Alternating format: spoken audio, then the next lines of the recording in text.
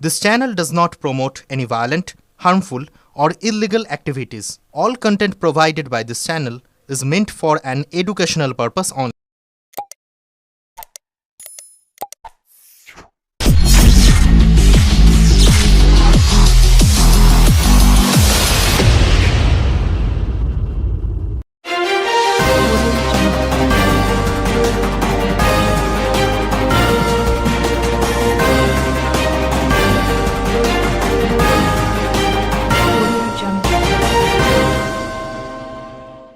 শ্রীরামপুরে ভয়াবহ আগুনে পুড়ে ছাই সুতো কল। বিশ্বকর্মা পুজোর প্রাক্কালে কারখানায় চলছিল ঝাড়পোছ এবং পরিষ্কার পরিচ্ছন্নতার কাজ। সেই সময় হঠাৎ অগ্নিকাণ্ডে মুহূর্তের মধ্যে ছাই হয়ে গেল কারখানার বেশিরভাগ অংশ।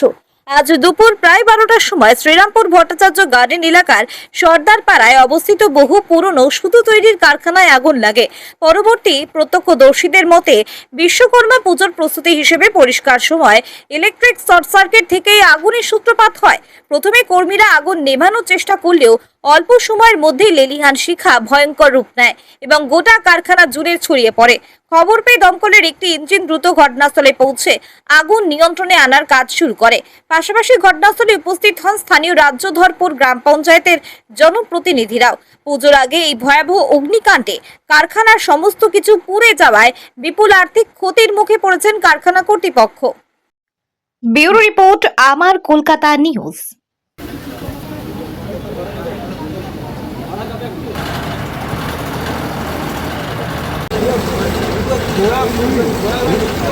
কি বলবো বলুন তো, একটা কথা বলবো, এই ক্ষতিপূরণটা কে দেবে?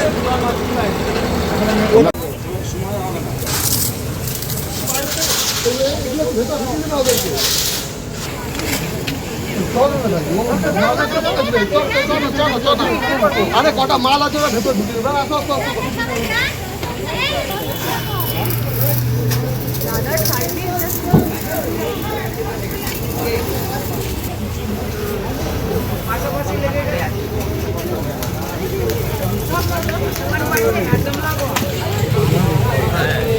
সুতোর কারখানা। সুতো কি তৈরি হচ্ছে এখানে? ঠিক বলতে পারবো না, আমি অত সুতোই জানি না। কতদিন ধরে? অনেক দিন, আমার জন্মের আগে থেকে চলছে। আচ্ছা, মোটামুটি 1995 এরকম হবে। কতজন কাজ করছে? আইডিয়া নেই আমার।